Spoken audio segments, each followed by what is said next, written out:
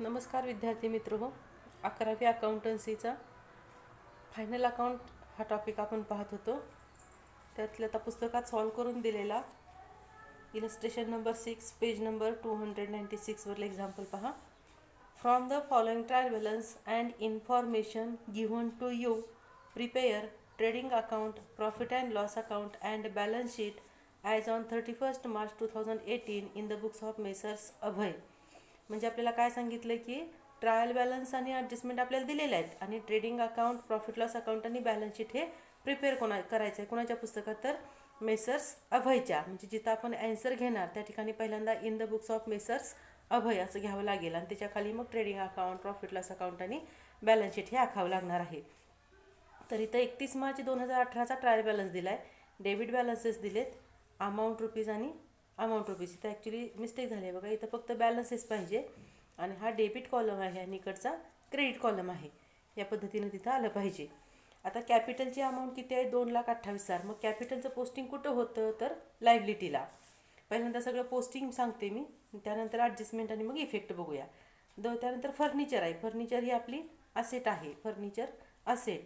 Insurance profit loss debit. Salary profit लॉसच्या डेबिटला येणार. कॅरेज इनवर्ड हे trading account debit. Rent rates and taxes profit loss debit. Machinery asset. Wages trading अकाउंटच्या डेबिटला. Drawing हे कॅपिटलमधून लेस होतात. कॅरेज आउटवर्ड प्रॉफिट लॉसच्या डेबिटला. आता परचेसेस आणि सेल्स आहेत. परचेसेस हे ट्रेडिंगच्या डेबिटला आणि सेल्स हे ट्रेडिंगच्या क्रेडिटला. ओपनिंग स्टॉक ट्रेडिंग अकाउंटच्या डेबिटला. आता रिटर्न जो आहे तो अपोजिट कॉलममध्ये असतो. परचेसेसची अमाऊंट कुठं आहे? डेबिट कॉलमला. परचेस रिटर्न क्रेडिटला. सेल्सची अमाऊंट आहे क्रेडिटला, सेल्स रिटर्न डेबिटला. त्यामुळं 5,000 आहेत ते ट्रेडिंगच्या क्रेडिटला सेल्समधून लेस करायचे आणि 6,300 आहेत ते ट्रेडिंगच्या डेबिटला परचेसेसमधून लेस करायचे. त्यानंतर रेंट रिसिव्ड क्रेडिट कॉलममध्ये अमाऊंट आली. इन्कम आहे इनडायरेक्ट इन्कम प्रॉफिट लॉसच्या क्रेडिटला. डिस्काउंट रिसिव्ड पण प्रॉफिट लॉसच्या क्रेडिट साईडला. त्यानंतर RDD आहे. ट्रायल बॅलन्समधला RDD हा ओल्ड RDD असतो. प्रॉफिट लॉसच्या डेबिटला बॅड डेट्समधून लेस करायचा. त्यानंतर बॅड डेट्स आहेत हे पण प्रॉफिट लॉसच्या डेबिटला. Advertisement profit loss debit. आता डेटर्स अँड क्रेडिटर्स. 90,000 हे डेटर्स, 54,000 हे creditors. Debtors he asset, creditors he liability. Bills receivable asset. Cash at bank asset. 6% bank loan taken on 1 October 2017. म्हणजे काय? बँक लोन हे कर्ज घेतलं आहे म्हणजे ती लायबिलिटी आहे. आता 6% हा इंटरेस्टचा रेट आला. हिडन ॲडजस्टमेंट आहे. कितीवरती? 50,000 होती. त्याचं इंटरेस्ट ऑन बँक लोनचं कॅल्क्युलेशन केलं पाहिजे बघा. ही अमाऊंट आली 50,000. इंटरेस्टचा रेट 6%. इथं जे पर्सेंटेज दिलेलं असतं ते इंटरेस्टचा रेट असतो. आता जर एवढंच असतं, हे ब्रॅकेटमधील नसतं तर डायरेक्ट आपण 6%ने काढून घेतलं असतं. पण इथं कर्ज घेतलं किती तारखेला? 1/10ला. मग 1/10 ते आपले 31 मार्च. 10वा महिना, 11वा महिना, 12वा, त्यानंतर 1, 2 आणि 3. किती महिने? तर 6 महिने. म्हणून 6/12. आता इथं 2 झिरोला 2 झिरो कट होतील. 6 1 6, 6 2 12, 2 1 2, 2 3 6. राहिलं काय? तर 500 गुणिले 3 म्हणजे 5 3 15 आणि हे 2 झिरो म्हणजे हे काय झालं? इंटरेस्ट ऑन बँक लोन झालं. मग हे इंटरेस्ट 2 ठिकाणी येत असतं. एक म्हणजे त्या बँक लोनमध्ये ॲड होणार, लायबिलिटी साईडला बँक लोनमध्ये ॲड होणार आणि दुसरा इफेक्ट प्रॉफिट लॉस अकाउंटच्या डेबिट साईडला. त्यामुळे ह्याला टिकमार्क करून ठेवायची. तो आयटम आपल्याला इनर कॉलममध्ये लिहावा लागणार आहे. ब्रोकरेज आहे ते प्रॉफिट लॉस अकाउंटच्या डेबिटला. लूज टूल्स ही आपली असेट आहे. बिल्स पेएबल ही लायबिलिटी आहे. गुडविल ही सुद्धा आपली असेट आहे. बघा प्रत्येक ठिकाणी फक्त एक एक इफेक्ट झाला. आता ॲडजस्टमेंटचे मात्र 2 ठिकाणी इफेक्ट होत जाणार आहेत. पहिली ॲडजस्टमेंट काय आहे? Closing stock cost price ₹37,000 and market price ₹40,000. Closing स्टॉकच्या जर 2 किमती दिल्या, कॉस्ट प्राईस आणि मार्केट प्राईस, तर त्यातील जी किंमत कमी असेल ती पोस्टिंगला घ्यायची. म्हणजे आपल्याला पोस्टिंगला किती घ्यावे लागतील? तर 37,000. मग आता ह्याचे 2 इफेक्ट. पहिला इफेक्ट येणार ट्रेडिंग अकाउंटच्या क्रेडिट साईडला. पहिला effect trading account credit side आणि दुसरा इफेक्ट बॅलन्स शीटच्या असेट साईडला. बॅलन्स शीटच्या असेटला. ह्याला कुठं टिकमार्क करावी लागत नाही. ही सेपरेट ॲडजस्टमेंट आहे. त्यानंतर second adjustment provide for RDD at the rate 5% on sundry debtors. Sundry डेटर्सवरती 5% RDD आपल्याला चार्ज करायचा आहे. मग याचा इफेक्ट एक म्हणजे डेटर्समधून लेस होतात, असेट साईडला डेटर्स जे असतात त्याच्यातून लेस होणार, आणि दुसरा इफेक्ट प्रॉफिट लॉसच्या डेबिटला बॅड डेट्समध्ये ॲड होणार. प्रॉफिट लॉसच्या डेबिटला बॅड डेट्समध्ये ॲड. त्यामुळे टिकमार्क करत असताना एक म्हणजे बॅड डेट्सला टिकमार्क होणार आणि दुसरी म्हणजे डेटर्सला. बघा, बॅड डेट्स RDD ह्या दोन ॲडजस्टमेंट आहेत, त्या दोन आयटमवरती इफेक्ट करतात. एक म्हणजे बॅड डेट्स आणि दुसरं म्हणजे डेटर्स. त्यानंतर outstanding expenses, wedges ₹3000 and salary ₹3600. म्हणजे हा चालू वर्षाचा खर्च आहे, पण त्याचे पैसे आपण पेड केलेले नाहीत, असा खर्च म्हणजे आउटस्टँडिंग एक्सपेन्सेस. मग तो आपल्याला चालू वर्षी ॲड करून दाखवावा लागतो, कारण तो चालू वर्षाचा खर्च आहे. त्यामुळे पहिला इफेक्ट काय ना, त्या पर्टिक्युलर खर्चामध्ये ॲड होणार, आणि एवढे पैसे आपण अजून दिलेले नाहीत, देणं आहे, म्हणून दुसरा इफेक्ट बॅलन्स शीटच्या लायबिलिटी साईडला. मग आता टिकमार्क कशाला करायला लागेल? वेजीसला आणि सॅलरीला. इथं ट्रायल बॅलन्समध्ये बघायचं, वेजीस आहेत, टिकमार्क करायचे. त्यानंतर सॅलरी कुठं आहे बघायचं, सॅलरीला पण टिकमार्क. ज्या आयटमला आपण टिकमार्क करणार ते आयटम आपले इनर कॉलमला घ्यायचे आहेत. त्यानंतर provide depreciation on machinery @ 10% and furniture 5%. दोन्ही असेट आहेत, मशिनरी आणि फर्निचर ह्या दोन्ही पण असेट आहेत. असेटवरती डेप्रिसिएशन चार्ज करतो तेव्हा असेटची किंमत ही आपली कमी होत असते, म्हणजे त्या असेटमधून लेस होत असतं. म्हणून पहिला इफेक्ट काय होणार, त्या असेटमधून लेस होणार, आणि जेवढं डेप्रिसिएशन चार्ज केलं तेवढं बिझनेसचा लॉस होत असतो. म्हणून दुसरा इफेक्ट प्रॉफिट लॉस अकाउंटच्या डेबिट साईडला. टिकमार्क कशाला झालं पाहिजे? मशिनरीला आणि फर्निचरला. तर शोधायचं वरती, मशिनरी कुठं आहे, फर्निचर कुठं आहे. मशिनरी इथं आहे बघा, आणि फर्निचर, म्हणजे जिथं जिथं ॲडजस्टमेंट आहे त्या आयटमला टिकमार्क करायचे. त्यानंतर 5 number, allowed interest on capital 5% per annum. कॅपिटलवरती 5% इंटरेस्ट चार्ज करायचा आहे. मग कॅपिटलला एक टिकमार्क करून घ्यायची. याचा इफेक्ट पहिला म्हणजे कॅपिटलमध्ये ॲड होणार, लायबिलिटी साईडला कॅपिटलमध्ये ॲड करायचं, आणि तेवढा बिझनेसचा खर्च आहे, फायनान्सचा खर्च आहे, तेवढे पैसे बिझनेसला द्यावे लागणार आहेत, म्हणून प्रॉफिट लॉस अकाउंटच्या डेबिट साईडला. Last adjustment, prepaid insurance ₹2000. विम्याचे ₹2000 ॲडव्हान्समध्ये द्यायचे आहेत. मग ॲडव्हान्समध्ये द्यायचे आहेत ना, दिलेले आहेत. मग ॲडव्हान्समध्ये जेव्हा आपण पैसे देतो तेव्हा तो चालू वर्षाचा खर्च नसतो, त्यामुळं काय करायचं, लेस, आणि त्या पार्टीकडून बिझनेसला तेवढं येणं असतं, म्हणून बॅलन्स शीटच्या असेट साईडला. टिकमार्क कशाला करायची, तर इन्शुरन्सला. बघा, या पद्धतीनं टिकमार्क झालेले असणार आहेत. आता आपल्याला ॲन्सर सोडवायचं, तर त्यावेळेला in the books of messrs Abhay, trading account, profit and loss account for the year ended 31 March 2018. Trading account आहे, जिथं क्लोज केला तिथंपर्यंत ट्रेडिंग अकाउंट होतोय. त्यानंतर खाली इथं प्रॉफिट लॉस अकाउंट चालू होते टोटलच्या खाली, आणि त्याच्यानंतर खाली बॅलन्स शीट. बॅलन्स शीटला liabilities, amount rupees, assets, amount rupees. यातला हा पहिला कॉलम म्हणजे इनर कॉलम अमाऊंटचा, दुसरा आहे तो आउटर कॉलम, इनर आउटर. प्रत्येक ठिकाणी 2-2 कॉलम आहेत, इनर कॉलम, आउटर कॉलम. इकडे इनर कॉलम आणि आउटर कॉलम. तर इनर कॉलमला अमाऊंट कधी घ्यायची, जर ॲडजस्टमेंट असेल, टिकमार्क केली असेल तर इनर कॉलमला घ्यायचा, नसेल तर आउटर कॉलमला डायरेक्ट अमाऊंट आपण ट्रान्सफर करायची आहे. आता एक एक आयटम बघत जायचं. आता ट्रायल बॅलन्समध्ये बघा, पहिल्यांदा काय आहे, कॅपिटल. कॅपिटल ही लायबिलिटी आहे, म्हणजे बॅलन्स शीटच्या लायबिलिटी साईडला. बघा, इथं कॅपिटल, इनरला अमाऊंट आली का आपण टिकमार्क केलेली आहे, आणि कॅपिटल हे नेहमीच इनरला घ्यायचं असतं. ॲडजस्टमेंट जरी नसली तरी आपल्याला नेट प्रॉफिट किंवा नेट लॉस असतो, तो तरी आपल्याला त्या ठिकाणी ॲडलेस हा करावा लागत असतो. त्यानंतर फर्निचर आहे किती, 40,000. फर्निचरला टिकमार्क आहे. बॅलन्स शीटची असेट साईड बघायची, फर्निचर किती अमाऊंट, इथं 40,000 इनर कॉलमला आली. त्यानंतर नेक्स्ट आयटम काय दिला आहे, इन्शुरन्स. इन्शुरन्सला पण टिकमार्क आहे, 10,000 अमाऊंट आहे. प्रॉफिट लॉसच्या डेबिटला इन्शुरन्स, तर टू इन्शुरन्स 10,000 इनर कॉलमला अमाऊंट आली. इन्शुरन्स नंतर काय आहे, सॅलरी 17,000. सॅलरीला पण टिकमार्क आहे, टू सॅलरी इनर कॉलमला आले 17,000. पुढचा सॅलरी नंतरचा आयटम, कॅरेज इनवर्ड 1,000. तर कॅरेज इनवर्ड असतील तर ते ट्रेडिंग अकाउंटच्या डेबिटला घ्यायचे असतात. इथं आहेत बघा, कॅरेज इनवर्ड 1,000. त्यानंतर रेंट, रेट्स अँड टॅक्सेस हे प्रॉफिट लॉस अकाउंटच्या डेबिटला लिहायचे असतात. बघा, रेंट, रेट्स अँड टॅक्सेस हे 7,000 हे प्रॉफिट लॉस अकाउंटच्या डेबिट साईडला. टोटलच्या खाली आपला प्रॉफिट लॉस अकाउंट आहे, आणि टोटलच्या वर इकडं ट्रेडिंग अकाउंट आहे. त्यानंतर आहे मशिनरी 50,000. असेट आहे, टिकमार्क आहे. असेटला मशिनरी बघा इनर कॉलमला आले किती इथं 50,000.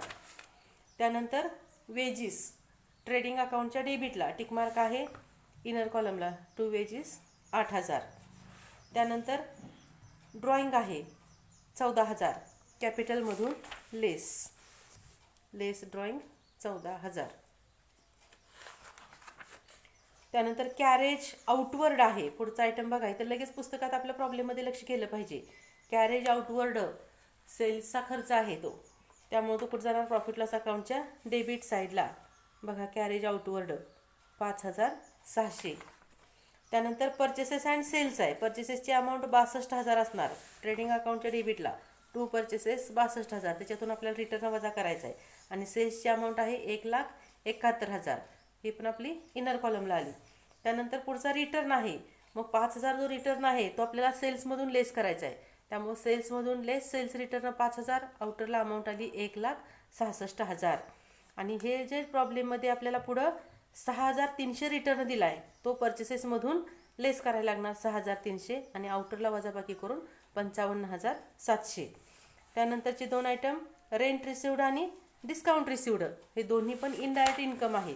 प्रॉफिट लॉस अकाउंटच्या क्रेडिट साईडला रेंट रिसिव्ड आणि डिस्काउंट रिसिव्ड हे दोन आयटम झाले. त्यानंतर RDD आहे किती 5,000. हा ओल्ड RDD आहे. बॅड डेट्सच्या फॉर्मॅटमधून लेस टू बॅड डेट्स आहे त्याच्यातनं लेस ओल्ड RDD इनरला जाणार 5,000.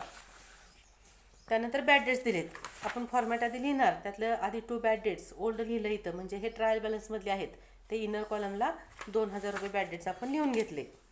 त्यानंतर ॲडव्हर्टाइजमेंट 10,900.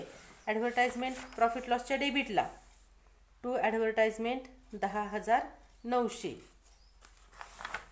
त्यानंतर ट्रायल बॅलन्स बघायचं. आता डेटर्स आणि क्रेडिटर्स. डेटर्स आहेत 90,000 क्रेडिटर्स आहेत 54,000. ॲडजस्टमेंट कशाला आहे फक्त डेटर्सला त्यामुळे हे 90,000 इनर कॉलमला लिहायचे.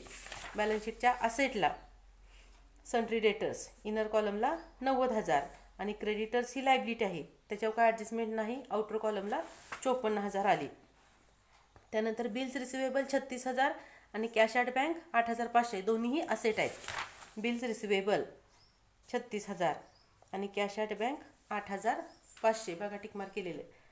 बिल्स रिसिवेबल आणि कॅश ॲट बँक तुम्ही या पद्धतीनं पुढं आखून प्रॉब्लेम त्याच्यामध्ये पोस्टिंग करत जायचं आहे. त्यानंतर 6% बँक लोन आहे मग अशा आपण बघितलं आहे त्याच्यावरचं व्याज किती होतं 1,500. तेवढं आपल्याला लायबिलिटीला काय केलं पाहिजे ॲड करावं लागणार आहे. बघा बँक लोनमध्ये ॲड आउटस्टँडिंग इंटरेस्ट 1,500 आणि आउटरला आले किती मग आपले 51,500. आणि ह्या इंटरेस्टचा दुसरा इफेक्ट प्रॉफिट लॉसच्या डेबिटला to interest on bank loan 1,500. Hidden adjustment आपण सोडवली. त्यानंतर ब्रोकरेज आहे 4,000. ब्रोकरेज प्रॉफिट लॉसच्या डेबिटला आउटर कॉलमला 4,000. त्यानंतर लूज टूल्स असेट आहे. लूज टूल्स 36,000 बॅलन्स शीटच्या असेटला बघा. Loose tools 36,000 outer कॉलमला. त्यानंतर बिल्स पेबल 16,000 ही लायबिलिटी आहे. लायबिलिटी साईडला बिल्स पेबल 16,000 लास्ट आयटम आहे इथं पुस्तकात. आणि ट्रायल बॅलन्समधला शेवटचा आयटम आहे गुडविल. गुडविलची अमाऊंट किती आहे तर 1,00,000. गुडविल ही आपली असेट असते. बॅलन्स शीटच्या असेटला गुडविल 1,00,000 आउटर कॉलमला झालं. आता या पद्धतीनं आत्ता आपण काय केलं ट्रायल बॅलन्स पूर्ण पोस्टिंग करून घेतला आणि ही जी हिडन ॲडजस्टमेंट होती ती पण सोडवली. मग हिडन ॲडजस्टमेंटचे 2 इफेक्ट झाले आणि इतर सगळ्या आयटमचा आपला फक्त एक इफेक्ट होत गेला. आता पहिली ॲडजस्टमेंट क्लोजिंग स्टॉकची आहे. आता मग असं सांगितलं मी कॉस्ट प्राईस मार्केट प्राईस दोन्ही दिल्या तर जी कमी असेल ती घ्यायची. म्हणजे इथं कुठली आपण घेणार तर 37,000 ही आपण विचारात घेणार. मग पहिला इफेक्ट ट्रेडिंग अकाउंटच्या क्रेडिट साईडला क्लोजिंग स्टॉक 37,000 आणि दुसरा इफेक्ट बॅलन्स शीटच्या असेट साईडला क्लोजिंग स्टॉक 37,000. दुसरी ॲडजस्टमेंट RDD आहे 5% डेटर्सवरती. म्हणजे डेटर्समधून काय करायला लागेल लेस कारण येणं तेवढं आपलं कमी झालं. मग डेटर्सवरती 10%नं बघितलं तर 1 शून्य सोडलं की 9,000 झाले.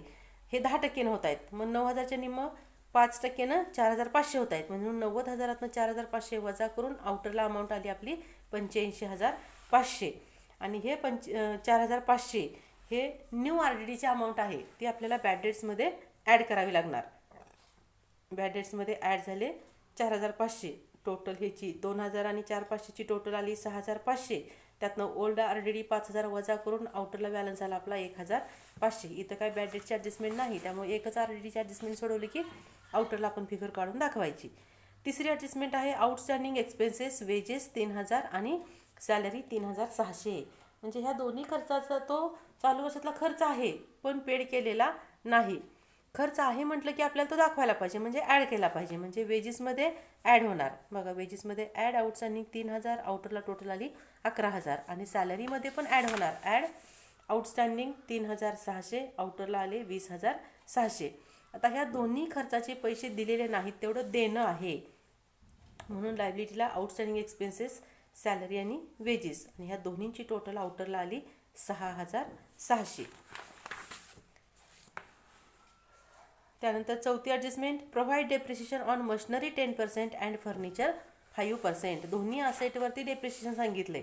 असेटमधून काय होणार, लेस.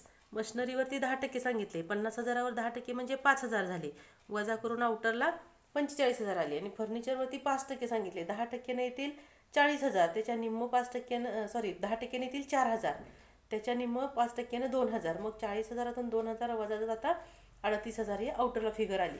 मग आता पहिला इफेक्ट काय झाला, त्या असेटमधून लेस झाला. दुसरा इफेक्ट कुठं जाणार, प्रॉफिट लॉस अकाउंटच्या डेबिट साईडला. हेडिंग आलं बघा, टू डेप्रिसिएशन ऑन. मशिनरीचे 5000 इनरला लिहिले, फर्निचरचे इनरला 2000 लिहिले, असं टोटल डेप्रिसिएशन आउटर कॉलमला 7000 रुपये. या पद्धतीने इफेक्ट झाला. त्यानंतर 5 number, allowed interest on capital at the rate 5% per annum. कॅपिटलवरती 5% इंटरेस्ट द्यायचा आहे. आता कॅपिटलची अमाऊंट किती आहे, 2,28,000. मग 10% किती होणार, बघा 1 शून्य सोडायचं, 22,800 होते. मग त्याच्या निम्म किती होणार, तर 11,400. म्हणजे तेवढं देणं आहे. म्हणून काय झालं, लायबिलिटीमध्ये ॲड झालं. आणि तो बिझनेसचा खर्च आहे. खर्च म्हणलं की आपल्याला प्रॉफिट लॉस अकाउंटच्या डेबिट साईडला तो खर्च दाखवायचा असतो. मग त्याला काय द्यायचं, टू इंटरेस्ट ऑन कॅपिटल. बघा इथं टू इंटरेस्ट ऑन कॅपिटल 2 नंबरला दिलेला आहे 11,400. कॅपिटलमध्ये ॲड झालं आणि प्रॉफिट लॉस अकाउंटच्या डेबिट साईडला इंटरेस्ट ऑन कॅपिटल. आणि लास्ट शेवटची ॲडजस्टमेंट आहे प्रीपेड इन्शुरन्स ₹2000. इन्शुरन्सचे ॲडव्हान्समध्ये 2,000 रुपये दिलेत, तो आत्ताचा खर्च नाही. म्हणजे इन्शुरन्समधून काय झालं पाहिजे, आपल्याला लेस झालं पाहिजे. इन्शुरन्समधून 2,000 रुपये लेस, आउटरला आले 8,000. आणि हे 2,000 रुपये त्या पार्टीकडून आपल्याला पैसे मिळणार आहेत, येणं आहे. म्हणजे बॅलन्स शीटच्या असेटला प्रीपेड इन्शुरन्स 2,000. आता हे सगळं पोस्टिंग झालं. प्रत्येक ॲडजस्टमेंटचे 2-2 इफेक्ट झाले. आता क्लोज करत असताना पहिल्यांदा ट्रेडिंग अकाउंट क्लोज करायला घ्यायचा. आता ओपनिंग स्टॉक एक राहिला इथं मध्येच बघा, 31,000 ओपनिंग स्टॉक होता, त्याचा इफेक्ट इकडे आपल्याला ट्रेडिंग अकाउंटच्या डेबिट साईडला होतोय. आता पहिल्यांदा आपण ट्रेडिंग अकाउंट क्लोज करायला घेणार. ह्या टोटलच्या वरती आपला ट्रेडिंग अकाउंट आहे. मग आता इथं 31,000, 55,700, 11,000 आणि 1,000 एवढं पोस्टिंग झालेलं होतं. आणि क्रेडिटला ह्या 2 आयटमचं पोस्टिंग आपलं झालेलं होतं. मग इथं बघायचं, ऑब्झर्व करायचं कोणती साईड जास्त आहे. तर इथं क्रेडिट साईड जास्त आहे, तिची टोटल येते 2,03,000. ती दोन्हीकडं मांडली आणि मग इथं बॅलन्स फिगर काढला. इथं बॉक्स केला बघा मी.